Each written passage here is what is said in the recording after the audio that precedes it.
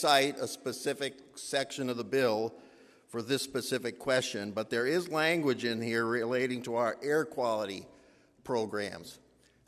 Policy language change. Maybe that's one of the reasons I emphasized that in withdrawing my amendment. There's some policy changes in this bill that never came to us in the form of a bill, never had a public hearing.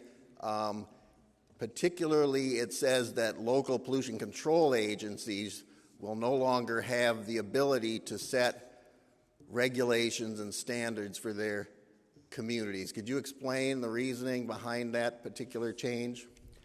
This is so that we have consistent policy concerning air quality across the state.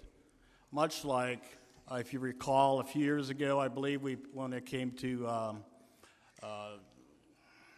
wages, I can't think all of a sudden, minimum wage, when we passed policy for the state to have a consistent policy on minimum wage.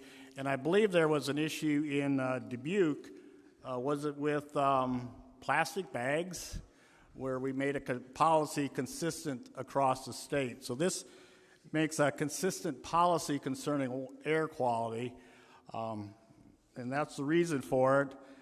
Because I look at it like, it's kind of like when we had smoking sections on an airplane, and there was a policy that if you sat in row 28, you were in the smoking section, but 26, you were in the non-smoking section. So it's trying to create a consistent policy concerning air quality. So you're making a case for the language. I'm wondering why it is that we haven't seen it before today. What's so urgent about it? Is there a specific case, some egregious situation that necessitates this change without having a more thorough examination? It was brought to my attention, and I felt it needed to be, the policy needed to be consistent.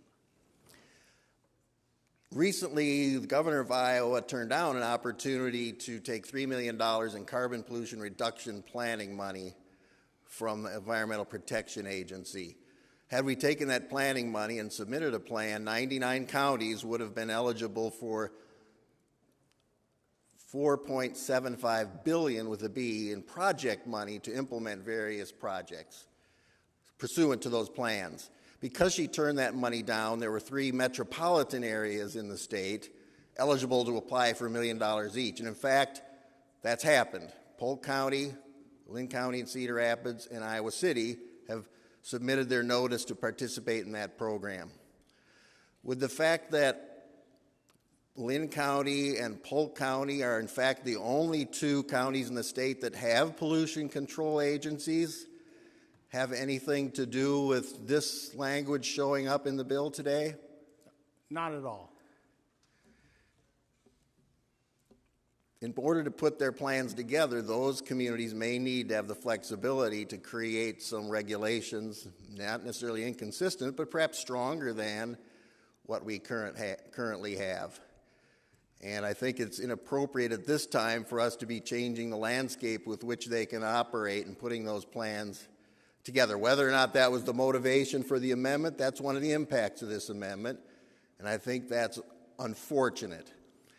Will this affect the ability of local boards of health to put in place reasonable public health rules that relate to air quality? I don't believe this will have any bearing on that.